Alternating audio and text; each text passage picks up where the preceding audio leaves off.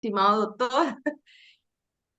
Gracias. Bienvenido, muy buenas noches con cada uno de ustedes. Excelente que pues quieran seguir invirtiendo en lo mejor para el desempeño profesional, que es conocer qué se está haciendo en términos de investigación y qué herramientas hoy por hoy son claves para integrarla en esta trayectoria valiosísima de alcanzar ese máximo nivel a nivel académico como es el doctorado. Desde la Universidad Tecnológica Empresarial de Guayaquil, eh, les extiendo cordial saludo de parte de la doctora Mara Carvanilla, de nuestro director vicerrector, el doctor Otto Suárez, nuestro director de posgrado, el doctor Rolando Villavicencio, y mi persona, Yoskira Cordero, quien les atiende desde la dirección del doctorado en educación. El día de hoy tenemos el honor, porque es el honor de que participa en transmitirles una información este, es súper interesante en cuanto a competencias y recursos de vanguardia, pues que nos ayudan a la investigación. Les hago una breve presentación del doctor Tomás Iván Fontaine. Él es doctor en ciencias humanas y bueno, pues es una persona integral, siempre preocupada en su trayectoria en tener estudios permanentes y en estar activo en difundirlo, ¿sí? Y en aportar desde lo que es investigación. Pues también es licenciado en Educación Mención Ciencias Pedagógicas. Entre sus maestrías está la maestría en Orientación, en Mención también Educación. Bueno, tiene entre sus postdoctorados en métodos y técnicas metodológicas aplicadas a las ciencias sociales y humanidades en la Universidad Nacional de Córdoba. Además, postdoctorados en procesos sincrónicos y diacrónicos de la investigación científica, doctor en estudios del discurso y en ciencias sociales y jurídicas de la Universidad Rey de Juan Carlos. Entonces, a continuación, yo voy a dejar acá, por favor, de compartir, ¿sí? Y pues tienes acá todo nuestro, por favor, nuestro escenario virtual, que además pues, es un compañero que tiene un amplio pues, recorrido que se está haciendo para apoyar a los estudiantes a través de las redes en investigación.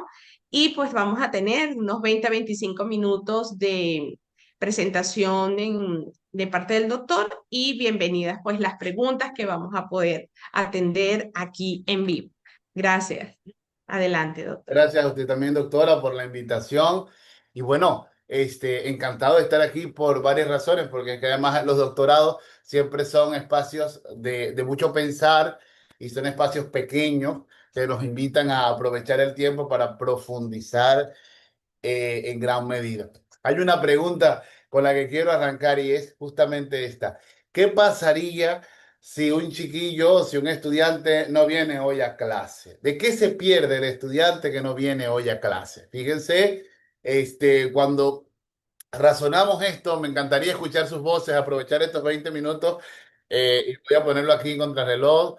Me gustaría escuchar Cecibel, Cristi, José. ¿Qué pasaría si uno de sus estudiantes no viene a su clase? ¿De qué se perdería? ¿Se animan a conversar un poco antes de, como parte de esta dinámica, de este diálogo? Porque bueno, el doctorado es eso, ¿no? Un diálogo de saberes. Entonces, ¿qué me dicen? ¿Se apuntan en esa de animarse a dialogar un poco? ¿Qué pasaría, Cecibel? ¿De qué se perdería el estudiante que no viene a tu clase? Bueno, buenas noches, Hola, bienvenida, querida. gracias. Bueno, indistintamente, netamente de la parte académica, obviamente hay muchas situaciones más que se perdería, A ver. pero normalmente una ausencia siempre va a provocar que sus contenidos que se ha revisado durante el día, obviamente él no va a seguir una misma secuencia. Eh, ¿Qué es lo que se perdería? Tal vez una dinámica en donde se puede haber descubierto alguna situación, como puede tal vez ser que tiene alguna falencia, algún tipo de tema determinado, O asimismo, tal vez una dinámica que nos llevó a compenetrarnos más como maestros, estudiantes y entre compañeros. Gracias, Cecibel. No sé si Cristi o José se animan y me cuentan, ¿de qué se perdería un estudiante que no viene a sus clases, colegas? A ver, a la una, a las dos y a las tres. Fíjense bien, si nosotros ponemos el énfasis en el contenido, básicamente, vamos a ver, aquí viene mi buen amigo Diego. Si ponemos el énfasis en el contenido, ¿no? Aprovechando que está aquí Diego. Diego, te consulto, ¿de qué se perdería un estudiante que falte a tu clase? Cuéntame. Primero de aprender, luego de disfrutar y tercero de hacer su vida más fácil. Quien no vive para servir, no sirve para vivir. Eso lo decía un amigo mío al respecto. ¿Qué te parece si pensamos en que, por ejemplo, respecto del contenido, aprender el contenido, pues no necesita venir a tu clase para aprenderlo, porque el contenido ya circula. Con lo cual, se supondría que a tu clase venir a aprender un poco. Pensaría que si asumimos que aprender implica deconstruirte para generar cambios significativos en tu patrón conductual, si me lo vendes así, como que lo compro.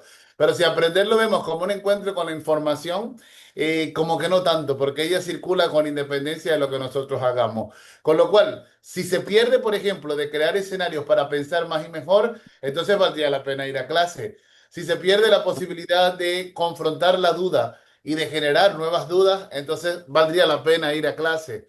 Pero si la clase no trasciende al terreno de la criticidad, que además es un concepto muy invitado, ¿no? Desde Kant, y es un concepto que te permite generar el conocimiento ilustrado, entonces no vale la pena ir allá. De tal manera que a la luz de ese señalamiento y considerando que el advenimiento de la inteligencia artificial, perdón, ha hecho que nuestra cercanía con el contenido sea muchísimo más plural y que esto haya generado en buena medida tendencias a la infoxicación, esto de no saber qué hacer y al mismo tiempo crear la ilusión de autonomía. Esto nos puso a pensar entonces en qué pasa, qué cambios produce la IA cuando entra en nuestras aulas. En principio, es interesante tomar en cuenta que la ecología del aprendizaje cambia integralmente. Y aquí quiero invitarlos a pensar en una perspectiva posthumanista. Ya no centrarnos en el individuo ni pensar en que el alumno es el centro. No. Ahora los invito a pensar en que ese centro es el producto de una intraacción. Fíjense que ni siquiera una interacción, una intracción. Una fusión que se produce entre el individuo y el algoritmo, entre el individuo y la máquina. Y en ese diálogo que se produce entre ambos, se produce una nueva identidad, una nueva agencia. Esa agencia que funciona en un doble juego en el que el humano se ve afectado por el algoritmo y al mismo tiempo el algoritmo se afecta por lo humano, obliga a que nosotros pensemos en que la ecología de la información cambia. Porque en esto de querer cambiar, hay que tomar en consideración que la IA entra sin escrutinio alguno y genera un nivel de persuasión muy amplio. Primero porque crea la ilusión de que te ofrece novedad y que genera respuestas inmediatas. Y nos olvidamos que detrás de ella hay un conjunto de humanos que actúan, que se mueven y que de buena manera configuran procesos de programación. Y que además, bueno, nada, esta idea de programación hace que la IA se piense y se repiense de forma permanente. Esto hace que en la universidad se formen zonas grises, en las cuales, a ver, la ilusión de creer que se tiene el contenido en totalidad te ofrece el hecho de suponer que estás en posición de un saber cuando en realidad este saber se pone a debate. Y el debate se ejerce porque el pensamiento crítico pues se erosiona. ¿A dónde quiero apuntar? Es que básicamente, la idea en la actualidad, más que la de consumir información e incluso llegar a prosumir información, en este momento está centrado o está invitándonos a sentirte parte de la información y dejarte afectar por la información al tiempo que tú también la afectas y te mueves en ella. Ahora, ¿a dónde quiero llegar? Que esta transformación algorítmica hace que tanto la autoridad como las dinámicas de producción de conocimiento en este momento estén girando.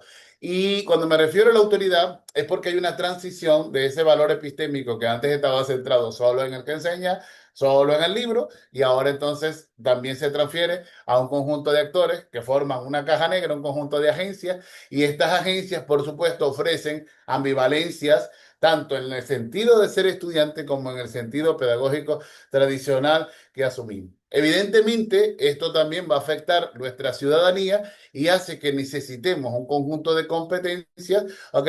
Para poder convivir en este entorno mediático e informacional. Pero ¿qué pasa? Que estas competencias ya no nada más se centran en la provocación de los datos o en la provocación de la información o en el cuidado de su seguridad. Ahora entonces tenemos que entender que la información, pensando en Foucault, va a funcionar como un dispositivo que va automáticamente a impactar este sistema democrático en el que nosotros nos vivimos. De hecho, tener estas competencias forman parte de nuestra ciudadanía. Entonces, si tuviésemos que precisar, traje 6 áreas aquí pequeñitas con las cuales pudiéramos ir aterrizando saberes. En consecuencia, vamos a observar que va a haber una configuración sociotécnica y como les decía al principio, esta relación entre lo humano y el algoritmo va a generar cambios importantes. Cambios a nivel de lo que implica la naturaleza del saber, de lo que implica el criterio de marcación entre lo que es verdad y lo que no es verdad, es decir, esa variación epistemológica. Y evidentemente en el modo en que se produce la conectividad entre sujetos que por su naturaleza en este momento viven en espacios hiperconectados. Entonces, esto va a traer consigo una sobreabundancia de información, o al menos reconocerla, que a su vez genera vulnerabilidades cognitivas y procesos de desinformación. Entonces, ¿qué sucede? Que a rato vamos a observar que se gestan cámaras de eco. Esto es una representación metafórica importante porque hace que nosotros compartamos información con aquellos que de alguna manera legitiman el nivel de verdad de la información que tenemos y pareciera que tentativamente genera como espacios de aislamiento, ¿no? En tanto que solo me confío, solo me rodeo de aquellos que apoyan o avalan lo que yo hago y no me doy la oportunidad de vivir la discrepancia, de vivir la diferencia. Y esto, por supuesto, favorece la producción de sesgo. Ahora, al tenor de esto, o esto también se casa con la idea de que la IA se normaliza y esos elementos afectivos que inciden en la marca de decisión hacen que en nuestra vida cotidiana no podamos percibir si realmente enfrentamos conocimientos ciertos o no. Y justamente esta normalización hace que nosotros necesariamente tengamos que transitar de la competencia que necesitamos para generar la información a la competencia que necesitamos para defendernos de esa información. Y por supuesto, generar un proceso de autodefensa cognitiva que involucra pues un uso crítico del saber que se te ofrece y por supuesto la necesidad de reconocer que convivimos en nuestros ecosistemas de saberes con algoritmos que están condicionando la forma en que de alguna manera nos acercamos a la información y a partir de ella a la configuración de saberes. Esto implica que desarrollemos conciencia de los modelos que estamos utilizando y de evidentemente en esa conciencia pues el alcance que se va a dar. Con lo cual implica, por ejemplo, reconocer cuándo estás o no frente a una alucinación, verificar procedencias de la información que se te ofrece, evidentemente garantizar las dinámicas de autoría y los umbrales de delegación de la información que se produce entre lo que tú haces y lo que la IA puede hacer.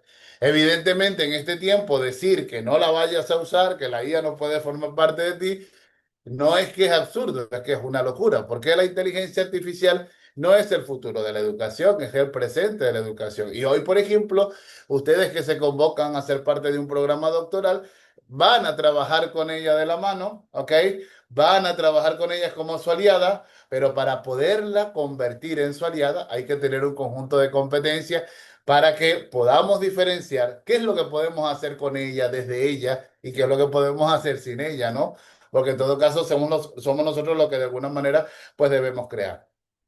Entonces, para que esto no se me vuelva un conjunto de solo decir, sino que existan una serie de datos reales desde donde poder determinar qué es lo que hace la gente, en mi línea de investigación yo trabajo procesos de valoración lexicométrica. Esto significa que encuentro los sentidos a través del procesamiento del lenguaje natural, encuentro los sentidos y los temas en los que la gente escribe y en lo que la gente dice. Esta técnica se llama Alceste o método Alceste, ¿ok? Es un análisis de coocurrencias léxicas en un espacio tridimensional que nos permite suponer, bueno, que cuando la gente dice algo, elige palabras que no se producen al azar. Por lo tanto, si alguna vez le han dicho, por ejemplo, ay, es que yo no quería decirte eso básicamente es mentira. Tú siempre dices lo que quieres decir. Lo que no siempre estás preparado es para asumir lo que generas a partir de lo que dices.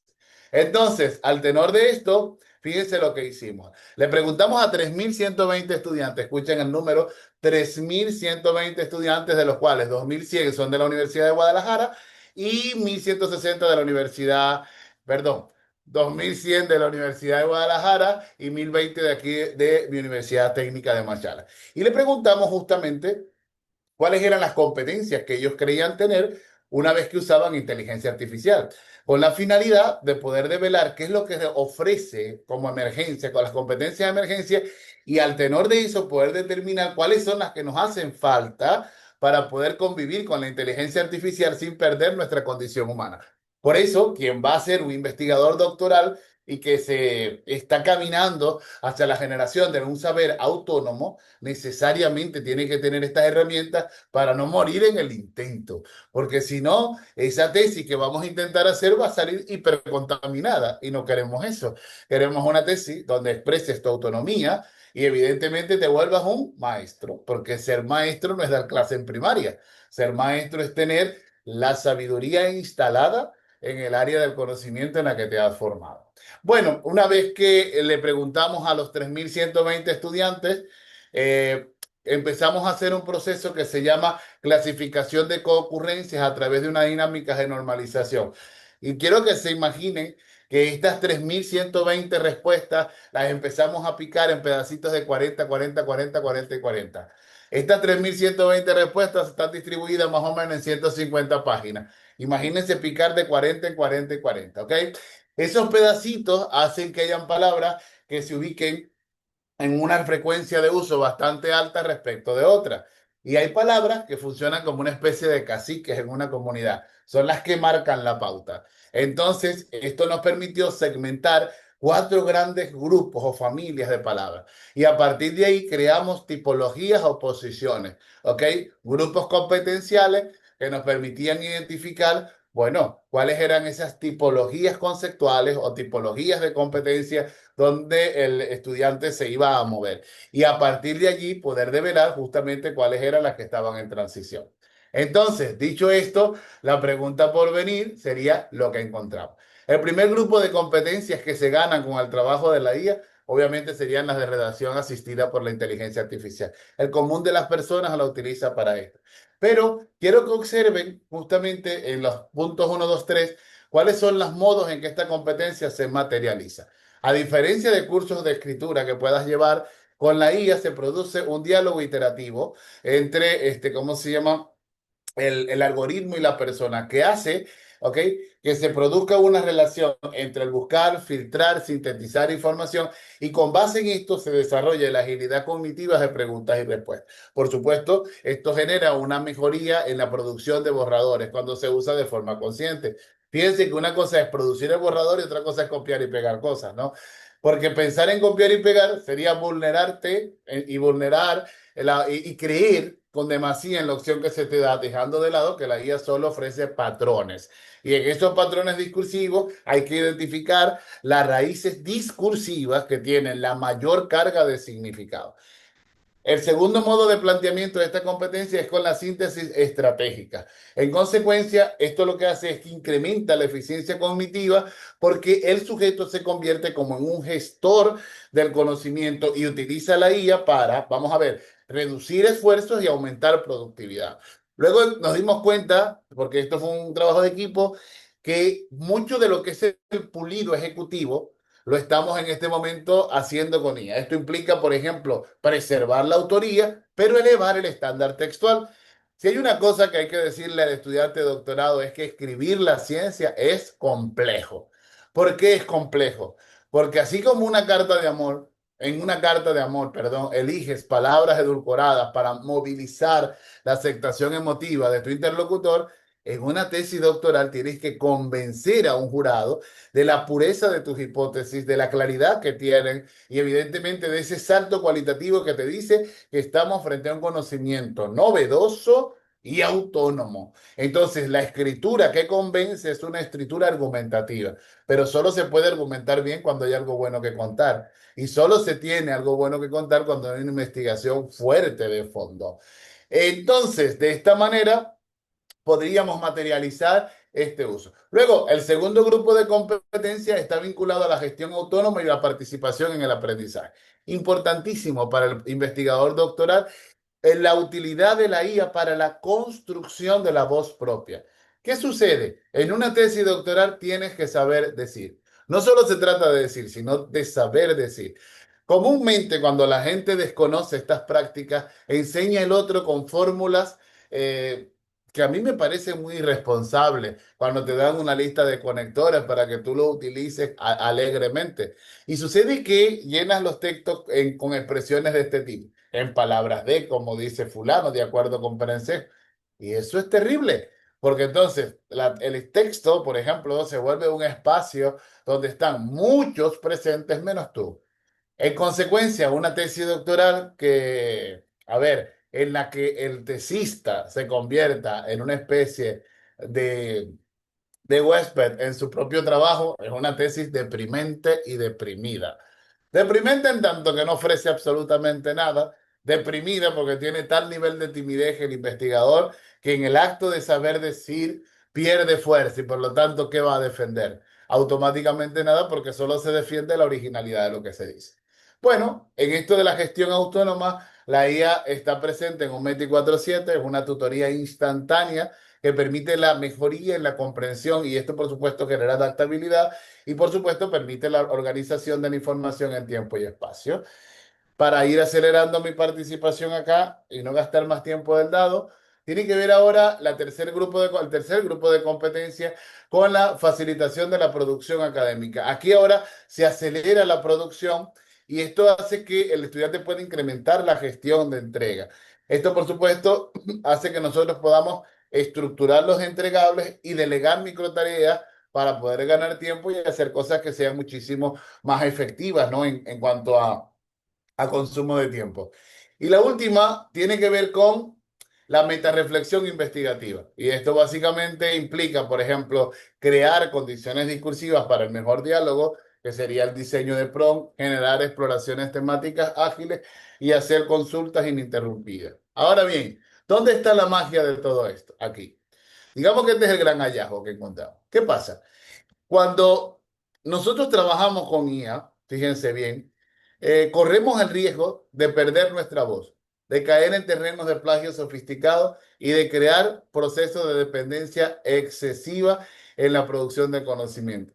Mientras yo escribía esto, pensaba en mí. Cuando la IA llegó a mi vida, en una nota, porque no encontré mejor asistente que ella. Me llevaba el ritmo, podía producir al tenor de lo que sentía y decía y quería, pero analicemos esto.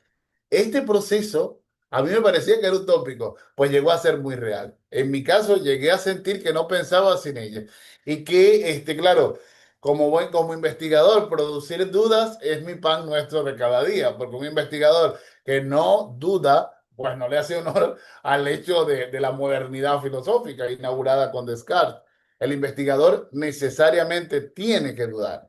Ahora, en ese afán de dudar, este investigador necesariamente tiene que tener condiciones para saciar esa duda. Y aquí justamente, pues la IA es una aliada maravillosa. Pero ¿qué sucede? Cuando la IA solo está y yo no tengo más herramientas, estoy cayendo en un terreno terrorífico y es el de la codependencia. ¿Cuál es la competencia que proponemos? Uno, el discernimiento crítico y dos, la integridad académica.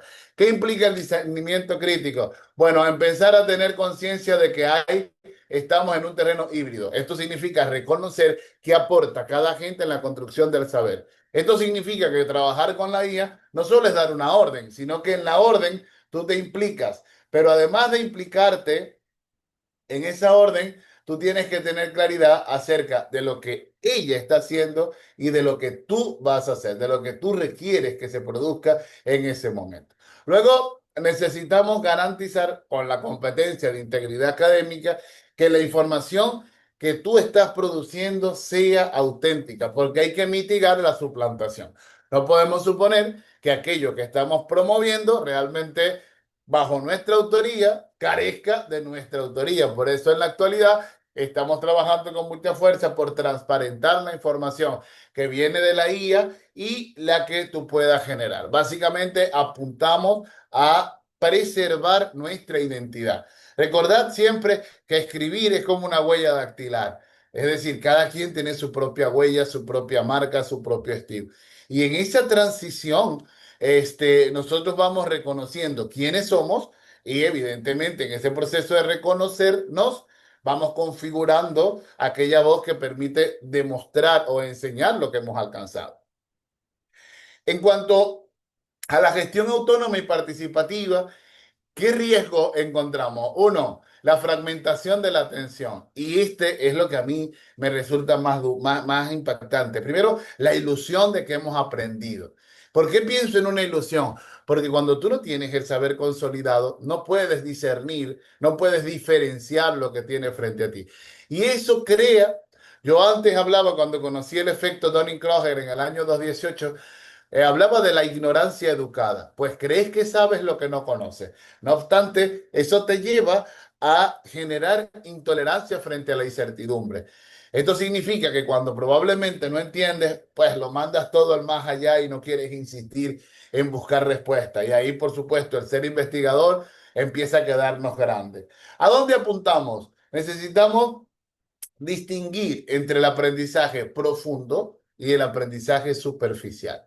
No es lo mismo enunciar dos líneas en el cual crees saber que conocer la raíz teórica que anima la decisión y la discusión de aquello que está provocando. Esto pasa entonces por evaluar, ¿ok?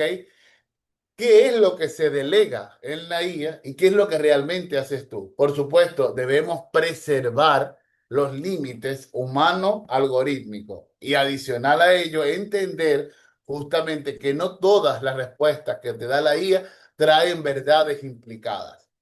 Hay, en ese caso, que trabajar los procesos curatoriales.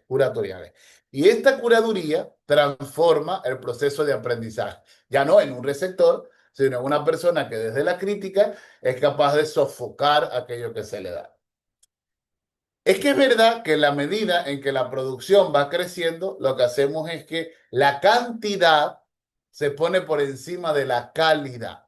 Y evidentemente cuando cantidad choca con calidad, entonces tenemos bloques de textos que están llenos de nadas, están vacíos, cargados de oraciones subordinadas. Hay una necesidad, y esto lo dice Byung-Chul Han, de no descansar y de provocar una ansiedad brutal por intentar alcanzar.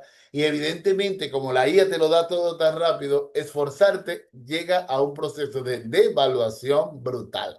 Es decir, el esforzarte está tan devaluado que nadie se quiere esforzar.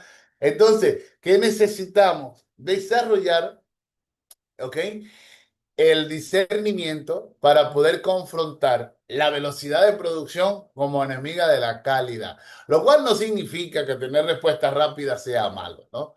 Lo que significa es que ante la producción en escala de grandes volúmenes textuales, sin los filtros de calidad, corremos el riesgo de que nuestro trabajo de investigación sea en un caos en sí mismo.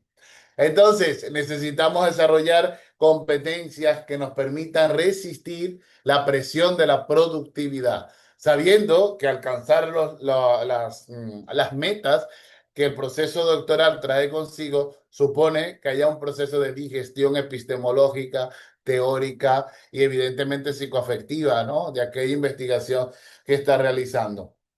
Más allá de la cantidad, debemos desarrollar la competencia o estamos llamados a desarrollar la competencia para evaluar la profundidad. Finalmente, necesitamos entender cuándo estamos frente a un sesgo algorítmico. ¿Ok? ¿Cómo podemos validar y evidentemente verificar el proceso que sugiere la IA del que teóricamente estaría documentado? Hay que aprender a identificar lo que la IA no sugiere. Creo que esto es súper complejo, porque comúnmente nosotros tenemos una actitud receptiva respecto de lo que la IA nos da, pero dentro de lo que se nos da, identificar lo que aún no, lo que aún hace falta, sugeriría que tú estés en sintonía con lo que se te está pidiendo. Y evidentemente supone que tengas que aprender a diversificar la fuente. Una persona que inicia la investigación casada con autores nace como con un matrimonio acomodado, arreglado y medio tóxico. La idea es que tú puedas diversificar y esta diversificación hace que puedas entonces tener múltiples huellas ideológicas desde donde poder dialogar. Para ir cerrando, ¿qué hacer con todas estas competencias en relación con la investigación doctoral? Primero, entender que el producto de investigación que vas a hacer en este momento implica que hay una coagencia, ¿ok? Entre lo humano y el algoritmo. Tu cognición va a estar extendida, es decir, tu capacidad va a permitir que generes como una especie de prótesis análoga al cyborg de Haraway, ¿ok? Y que la performatividad aplicativa de lo que haces promovería un cambio identitario, con lo cual hay que aprender a reformular el proceso de preguntar y responder al tiempo que hay que reformular los supuestos desde donde miras la realidad que vas a investigar. La mezcla entre metodología y trazabilidad es clave, ¿ok? Para poder identificar la el comportamiento o la tendencia comportamental que se tiene en el proceso de configuración de los productos. Hay que verificar con conciencia del modelo, sabiendo que no solo se trata de preguntar, sino de identificar qué hay detrás de aquello que te da la respuesta. Es importante entender que tú debes tener el control de la autoría y esto implica aprender a gestionar lo que se delega. Evidentemente, nosotros en el Broward International University en este momento vivimos una experiencia interesante con el IRB, que es la institución americana de revisión de los códigos éticos, ¿no? Y es que la ética en el mundo de la IA está tomando nuevamente una posición protagónica. Pero además, ahorita se insiste en estudiar y en proteger la vulnerabilidad del actor. Pero evidentemente más tarde nos vamos a dar cuenta de que en ese pretender proteger al actor, ahora van a empezar a entrar otros sistemas, ¿ok? Otros esquemas informacionales tras el reconocimiento de que frente a la información, con los bulos, desinformación, cámaras de eco, etcétera, también va a haber la necesidad de generar implicaciones éticas sobre las que tomar decisión. A ver, rendir cuentas va a ser clave para yo poder reconocer que existe la presencia de lo humano y de la combinación de ambos en el texto. Con lo cual no sería un delito, solamente sería transparentar. Esto implica, por ejemplo, también reconocer un proceso de comunicación científica responsable que invita justamente a que logremos mayor competencia en el decir y en el saber decir. Evidentemente, estamos hablando de que va a haber una negociación de acciones, pero hay algo que definitivamente no sale de nosotros, ¿no? Y es la capacidad del buen pensar desde la criticidad y desde la creatividad para transformar la realidad que vivimos. Entonces, con este esquema competencial que les he traído, lo que estamos buscando es reflexionar acerca del perfil del investigador doctoral con el que entendería que el programa aspira a trabajar. Se trata de personas que no solamente se reconocen con el deseo de ser doctores, sino que también necesitan tener claridad sobre el compromiso de trabajar por el desarrollo de una conciencia crítica en un mundo hiperconectado, con el cual vas a tener que configurar una agencia que crea novedades y que va a ser un coadyuvante en la configuración de ese poderoso producto que llamamos tesis doctoral. Hoy, en los procesos de creación del conocimiento creativo tienen una vigencia brutal. Y esto supone que también tengas que desarrollar un proceso de flexibilidad cognitiva bastante grande, porque justamente se trata de entender que para poder sacar el máximo provecho de estas tecnologías, tú tienes que estar claro en que tienes el control, en que debes tener el dominio y en que no puedes transitar por terrenos que no conoces. Entonces, desde mi perspectiva, pues esto sería lo que he traído para ustedes esta noche y aprovecho de invitarlos a conocer mi propuesta formativa en YouTube, donde hablo de inteligencia artificial e Ujú. investigación, porque estoy convencido que este no es el futuro, este es el presente de la educación, este es el presente de la investigación, y esto básicamente es lo que marca la diferencia entre el profesor que anima a ir a clases porque se van a perder algo importantísimo como la transformación del saber, versus el profesor que da lo mismo o no irlo a escuchar porque lo que está diciendo lo puedo encontrar en internet. Entonces te pregunto, ¿tú de cuál quieres ser? ¿De ese que da lo mismo perderse o no una clase? ¿O de aquellos en los que ir a la clase es todo un banquete y todo un lujo? Allí les dejo esto para la reflexión y quedo con la disposición de poder contestar cualquier duda que tengan a bien hacer o representar y que mi capacidad cognitiva permita responderla. Eso sería, doctora. Genial, mi estimado Tomás. De verdad que se van a sorprender cuando vean lo multifacético que es el doctor Tomás. Háganle seguimiento, por favor. Les voy a compartir también aquí en el chat su canal en YouTube, en donde él ha podido pues ampliar esta cobertura interesante junto con el equipo de Hola. investigadores en el área de educación. Genial, sí, genial. Mire, aquí te tengo unas preguntas. En el chat está colocando ahorita el señor José, te pregunta qué opinión te merece cómo referenciar la literatura al utilizar la información IA, porque hay discursos encontrados en donde que en eso no se referencia, porque eso no nos pertenece, no es de nada. Así que bueno, adelante. Tengo unas otras preguntas por aquí, mi estimado Tomás. Mira, lo primero que hay que reconocer es que la IA no es autora. Entonces, vamos a empezar por identificar qué significa ser autor. Ser autor, en principio, así muy francamente, es ponerle rostro a la voz. Y desde el rostro de la voz asumir el compromiso de intercambios ideológicos, intercambios de significados en un espacio disciplinario en el cual se cruzan múltiples perspectivas para poder posicionar un sentido de la verdad. Si lo vemos de esta manera, entonces la IA no es un autor. Al no ser un autor, entonces es una herramienta, es un instrumento de mediación. Voy a pensar nuevamente en Michel Foucault y lo voy a ver como un dispositivo. Al ser un dispositivo, entonces tienes la posibilidad de mostrar en una nota a pie de página, por ejemplo, el uso potencial que le has dado para poder configurar una respuesta con. Es una opción. La segunda es entender que si esperas una respuesta institucionalizada sobre cómo citar, ¿ok?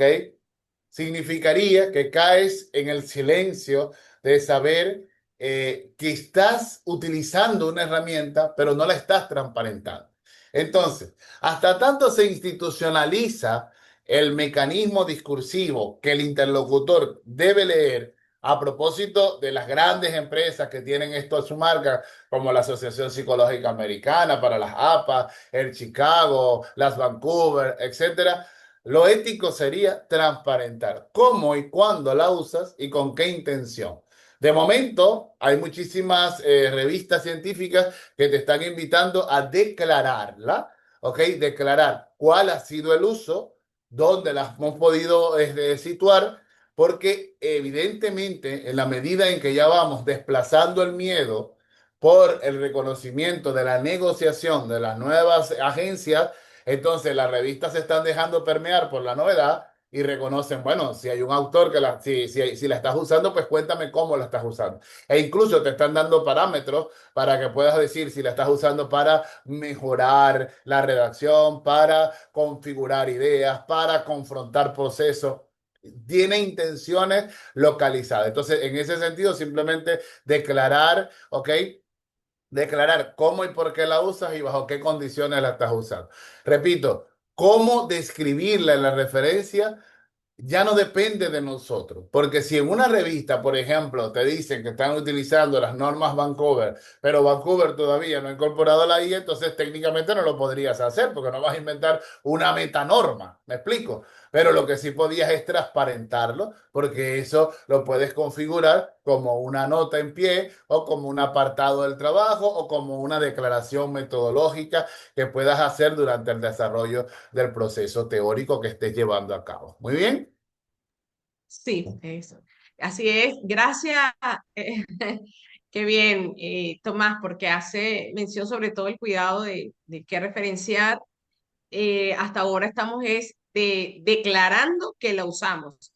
Realizo tal gráfico a través, por ejemplo, de Napkin. Realizo tales Siempre hemos dicho operaciones, esto, por mira, ejemplo, siempre ajá, lo a hemos través dicho. de software libre. Ujú. Siempre lo hemos Así dicho. es. Fíjate que, por ejemplo, cómo resolvió la gente de las normas APA el hecho de que Tomás encontrara un gráfico en un libro y le pareció espectacular y lo quieres replicar. Entonces, bueno, estará la cita de la cita. Y luego, claro, tú te quedas como cuando el espectador no está informado. Dice, pero ¿cómo lo cito? ¿Cómo lo digo? Siempre hemos tenido una fórmula. Hoy se llama IA, pero ayer era una gráfica en un texto que dice citado en o tomado de y dices la página, el lugar donde lo tomaste y paré de contar. ¿Qué diferencia habría entre aquel dispositivo y este? Bueno, que aquel dispositivo era textual, que lo puedes situar de forma permanente en la página 42, pero luego, por ejemplo, vendría y dice, no, no, no, pero tienes que declarar la editorial, porque resulta que en la editorial A, en el formato del libro de la editorial A,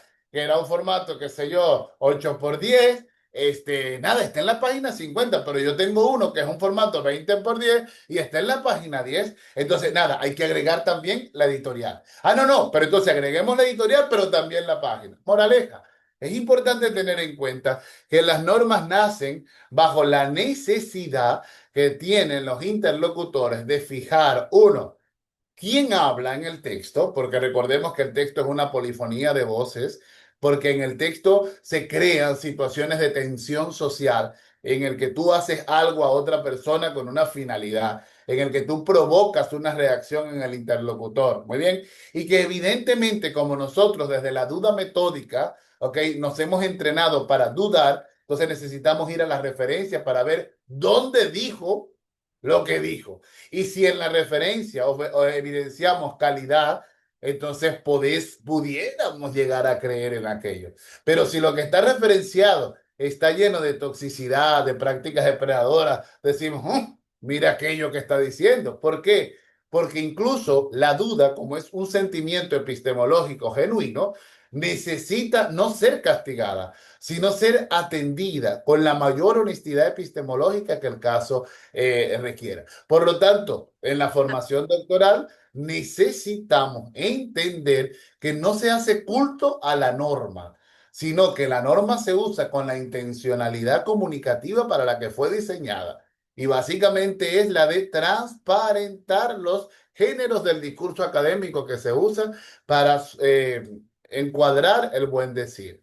Eso nada más. En marco de ello, mi estimado Tomás, y me voy, justamente tengo una pregunta sobre las alucinaciones. Alucinaciones, compañeros, estamos al momento, existe entre 30 y 45% de alucinaciones a los resultados que nos dan estos algoritmos en todas las consultas que hacemos. Y fíjate que aquí va de la mano incluso con otra de la consulta del señor José Rodríguez. Entonces, ¿cuánto de veracidad tienes lo que ofrece? Es cuestionable. Ahí te adelanté que estamos entre 30 y 45%, José. Adelante, porque hay muchísimo cuestionamiento en cuanto, y que es válido y que es importante que lo sepa un estudiante de doctorado, es el nivel de confianza que puedo tener de este algoritmo. Y están haciendo ejercicio, pues muchísimas empresas en evaluar es cómo hacemos que el algoritmo se alimente de información dentro de la organización para asegurar la veracidad. Coméntanos, por favor, Tomás. Sí, mira, yo no estaría casado con ese porcentaje que nos das. Por una razón muy básica, y es que con la llegada de los agentes, finalmente tú puedes contextualizar el marco interaccional. Por ejemplo, tú entrenas a un agente para que piense como Dios quiera y el nivel de efectividad que tendría en el marco de lo que significaría pensar como Dios quiera sería mucho mayor que aquello. Las alucinaciones van a ser van a estar muchísimo más a la orden del día cuando el contexto no está delimitado. Porque este algoritmo, obviamente, al no saber de lo que estás hablando, va a crear coocurrencias léxicas. Él entiende que hay un patrón léxico y va en la búsqueda, ¿ok? De otros que de forma cercana y con un alto nivel de frecuencia empiecen a aparecer para conjugar bajo una matriz gramatical de referencia un bloque de respuesta. Ahora bien, si nosotros trabajamos con agentes y entrenamos el agente, entonces estaríamos acercándonos a significados altamente funcionales. ¿Por qué? Analicémoslo desde el punto de vista lingüístico. Y es que el significado se produce en la interacción del texto en contexto. Muy bien. Si el texto se produce en contexto, entonces, ¿qué pasa? La alucinación ocurre cuando el contexto no está delineado, porque el texto siempre es el mismo, con lo cual el contexto empieza a tener digamos, empieza a vivir mutaciones, a vivir cambios que tergiversan el sentido de lo dicho. ¿Qué pasa? Que como esto habla de patrones, la IA se esfuerza por cumplir con el patrón y toma de donde quiera. En la medida en que se ha ido entrenando, entonces se va afinando muchísimo más. Y hoy el hecho de que tú puedas incluso programar tus GPT, programar tus propios agentes, hace que las alucinaciones cada vez sean menores. Por eso decía, no sé hasta qué punto pensar 35, 40 sería un número en el cual pudiéramos confiar, porque incluso habría que pensar desde incluso el contexto, el terreno desde donde se mira. Yo no podría, en mi Así corte es. experiencia, hablar con una precisión de confiabilidad. Pero sí podría, por ejemplo, tener el control de lo entrenado y evidentemente desde el conocimiento que tenga sobre aquello de lo que esté hablando, poder filtrar. Y creería más en el filtro localizado que en una medida genérica. Por ejemplo, si voy a hablar de Freud, yo puedo entrenar mi agente con las obras completas de Freud y la verdad que te dan unas respuestas brutales. Es como levantar a Freud. Yo puedo tener un agente que se llame Sócrates y voy y le lanzo, lo programo, pero no solo le doy el código, sino que le tengo que dar toda la vida, pasión y muerte de Sócrates para que ese sea el contexto en el cual se produce la interacción. Entonces, Sí, entendería que si lo hago abierto, los sesgos van a ser brutales. Pero si tengo el control del contexto, los niveles de alucinación y de control serían siempre muchísimo menores. Creo yo así, ¿no? Pero tú, bueno, parte del debate. genial, Tomás. Y mira, en tu discurso mencionaste un término que está empezando a integrarse en, en, en este argot de conversación de lo que está llevando la integración de estas tecnologías, como es el proceso de curar la información. Lo cual no es moda cuando, por ejemplo, nosotros, pues, en todos los años anteriores y todos los que tenemos experiencia en investigación, trabajábamos con la depuración de los datos cuando estás en análisis estadístico o la limpieza de datos espurios, ¿sí? Los que contaminaban. Y hoy por hoy le están dando como, se está como una bola de nieve, este crecimiento del término que bien mencionaste también, que es el proceso de curar la información. Tan es así que el uso extendido de inteligencia artificial, en este caso el proceso académico, está llevando a repensar las carreras que vamos a necesitar, Tomás, como curadores de información. Entonces, hazle saber aquí a los compañeros allí para entonces ir cerrando. Y Gracias. es poco más lo que puedo agregar, yo quiero, porque lo has abierto de una manera muy clara. Ahora, sí que es verdad que van a haber nuevos perfiles donde curar información no va a ser opcional, pero la pregunta es, ¿qué implica curar? Nosotros lo repetimos, pero curar supone que tú como humano tengas un nivel de conocimiento tan sólido para poder decantar qué es verdad y qué no es verdad en aquello que tiene frente a ti. Porque si tú eres una persona, y es allí donde viene el espacio en el que las competencias son tan necesarias, pues yo quiera. Si tú no tienes la competencia para discernir, ¿cómo puedes curar? Y venga que este término no es de nuestro, este término viene de las artes, porque en las artes tenemos Sí, curadores de la... exacto. Pero ¿qué diferencia un Por curador eso de es un que no nos va a detective? desplazar, exacto, por Claro, eso es que no nos va a desplazar la IA. Eso es importante no, dejárselo a los chicos, a toda la comunidad universitaria. Por eso es que no nos vamos a seguir siendo útiles, porque nos necesario. necesitan competentes para curar. Así Total. es bien que lo Claro, declaras también. nos sofoca un montón, porque llegar a esa competencia curatorial supone de que tú cada día te estás hiperespecializando de una manera muy amplia, porque tú te conviertes en una persona que le dice no a la producción que el algoritmo te da. Entonces, el algoritmo no te va a decir, aquí está esta información con el 100% de veracidad. ¿Por qué es un algoritmo? Porque además está programado para ser excelente y todo lo que quieras poner. Pero vamos, primera pregunta, ¿tú lo vas a consumir de forma crítica? Acrítica, estamos mal. ¿Tú lo vas a consumir sin conciencia del modelo? Estamos mal. ¿Tú lo vas a consumir sin curar? Pero es que a mí me parece que es verdad. Pero ¿te parece desde la opinión, desde lo anecdótico, desde lo estético, desde dónde? Y es aquí donde ser doctor es ampliamente importante, en tanto que hoy ser doctor es un reto enorme.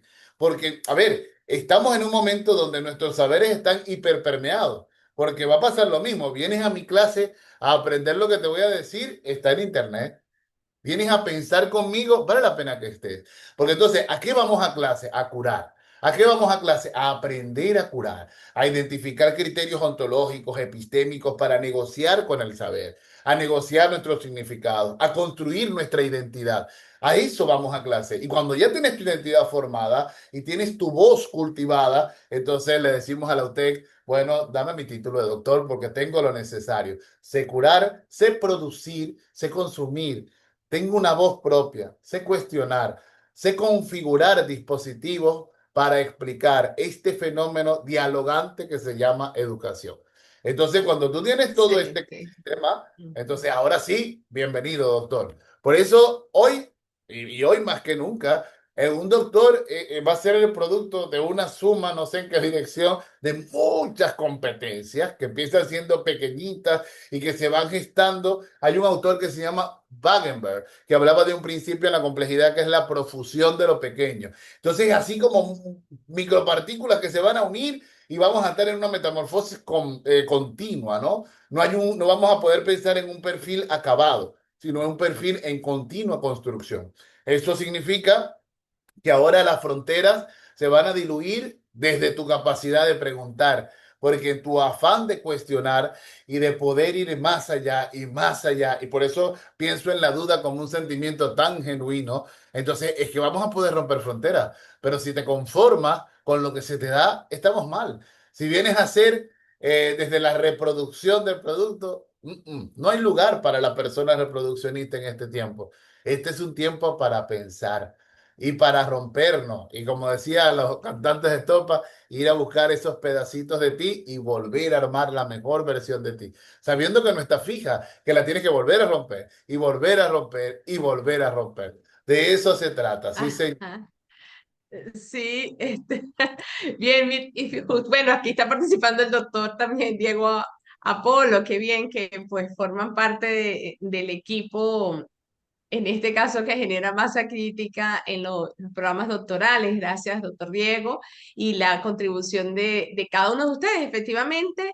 Y cuando nos destaca Diego, venimos en cada aula recordando, en cada clase, Tomás. eh, Desde ya hay que reconocer que ninguna de los niveles de formación son lineales. Eso se acabó. Los niveles de formación van a ser totalmente ahora dirigidos a varias direcciones, ¿sí? A varias direcciones. Usted que se ha formado en el área de orientación, dentro de las múltiples áreas que permite ciencias de la educación, hoy por hoy estás en ello, entre aprendiendo a programar, entre mirando a ver qué software vas a utilizar para integrar, y esto es clave porque efectivamente la tecnología no es solo ya que tengamos un laboratorio en unidades educativas, sino la única manera ahora de poder comprender que estamos en transformaciones digitales es cómo lo integramos a todos nuestros procesos, entre ellos este proceso clave pues de investigación. Aquí nos dice Diego, bueno, en esta época donde hay programas y programas, es importante que el doctor pues deba ser entre ser y parecer, y creo que ese ha sido incluso el comportamiento a lo largo de la humanidad, incluso Diego. Bueno, excepcional haber tenido la oportunidad de tu tiempo en que hayas participado en nuestros ciclos de conferencias que tenemos para esta segunda temporada en lo que va del año 2025, donde estamos, bueno, con mucha energía y mucha ilusión en dando paso a este nuevo programa que ofrece la Universidad Tecnológica Empresarial de Guayaquil en nuestra única convocatoria del año 2025. Les compartí aquí líneas de contacto, cada uno de ustedes, igual les voy a escribir para pues, que sepan los detalles de lo que ha sido nuestro gran descuento en nuestra conmemoración de los 25 años de la universidad y que se den ese regalo a ustedes mismos, cada uno de los aspirantes que están al programa, de darse cuenta de lo que es posible capitalizar en muy poco tiempo, el subir ese nivel, el romper esos techos en que los pueden frenar y en el más de 99 oportunidades y escenarios en donde pueden participar los doctores en esta área específica como es ciencias de la educación. Muchísimas gracias. Algunas palabras entonces que desees para despedirte, Tomás, porque esto va a ser un hasta luego, ya tú sabes. Yo quiero pedirle a mi audiencia que prendan sus cámaras para hacernos una foto. Y como me enseñó mi buen amigo Diego, que me regalen con un emoticón la evaluación de lo que han vivido. Porque bueno, los Sí, profesores nos exponemos y así una es, manera así es. de estar presente y de ser autor es ponerle rostro a las cosas, poder ponerle rostro al momento. Ajá, correcto. Y ¿cómo se llama? Bueno, para ponerle el otro momento hay que arriesgarse, hay que atreverse, ¿no? En consecuencia, ¿qué les Correcto. parece si al tenor de tres prendemos esa cámara y escogemos un emoticón que revele el cómo me sentí en la noche, ¿ok? Y un poco que me llevo, ¿no? Porque hay muchísimos emoticones, así que el que escojan, bien está. Hola, Dani. Sí, gracias por tus preguntas y por estar acá. Diego, recién te conozco, hijo. Ese es un hombre de... Sí. A ver, ¿y qué pasa con los demás? Cristi, Cecibel, Evelyn, Héctor, José, Carlos, Kerly, Sofía, Iván. Solo será Ah, 30 segundos. Vamos, un momentico ya nada. sé que algunos tienen penitas, por favor, Tomás. Bueno, nada. Entonces, ¿qué les Sí, parece si escogemos el emoticón a la cuenta de tres? Por cierto, ¿dónde estarán los míos?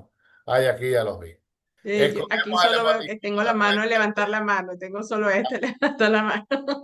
Ay, Dios mío, sí, nada más nos deja levantar la mano. Ya, pues entonces a reírnos y no queda más. Ajá, sí, Pues sí. uno, dos y tres. Listo. Bueno, muchas gracias, Yoshiro, por asumir el riesgo de invitarme acá, y a los colegas por regalarme el tiempo de la escucha activa. Eso ayuda mucho, ¿no? Porque, bueno, pues para crecer Ajá, hay que también ponerle rostro a las cosas, ponerle un poco de energía y provocar, porque la idea es justamente eso. El doctorado es un espacio de provocación. No tienes que estar de acuerdo con lo que sí, de escuchas. provocación, correcto. ¿Sí? Y tienes que estar de acuerdo. No se habla para estar de acuerdo, Sí, sino para convencer. Y si no te convence, la pregunta es, ¿qué hay en ti que no logra la respuesta? Porque solamente te van a convencer cuando te dejas permear de lo que te dicen. Y cuando resistes es porque tienes la réplica y eso es maravilloso. Replicar es la clave de la criticidad. Me despido invocando la carta kantiana sobre el pensamiento ilustrado. Decía Immanuel Kant que el pensamiento ilustrado era que se materializaba en sí mismo, ¿no? Y que podía pensar de forma independiente. Pienso que el doctorado está diseñado para ayudarte a pensar de forma independiente, a no tener miedo de pensar, a vivir esa fatiga sabrosa en la que tienes la duda, la vas configurando, te quitas el peso y lo vuelves a tomar.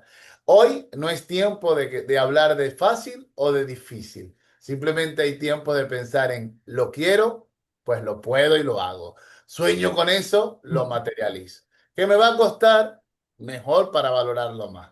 ¿Qué fácil o difícil? Así piensa la gente corriente. Pero la gente que quiere ir tras sus sueños sabe que tiene que escalar. Y hay veces que hay que dar un paso que cansa mucho, pero luego se dan dos más que funcionan de mejor manera. A veces vas uno para atrás y dos para adelante, pero eso no significa que no llegues. Significa básicamente que estás dando tu propio camino. Así que bueno, crea la mejor versión de ti mismo y si en el camino nos así es. encontramos, que sea para crecer. ¿Estamos ahí? Felicidad, que nos vaya bien a todos. Feliz noches. Hasta Igual. pronto en una nueva oportunidad. Agradecido. Qué bien. Bien.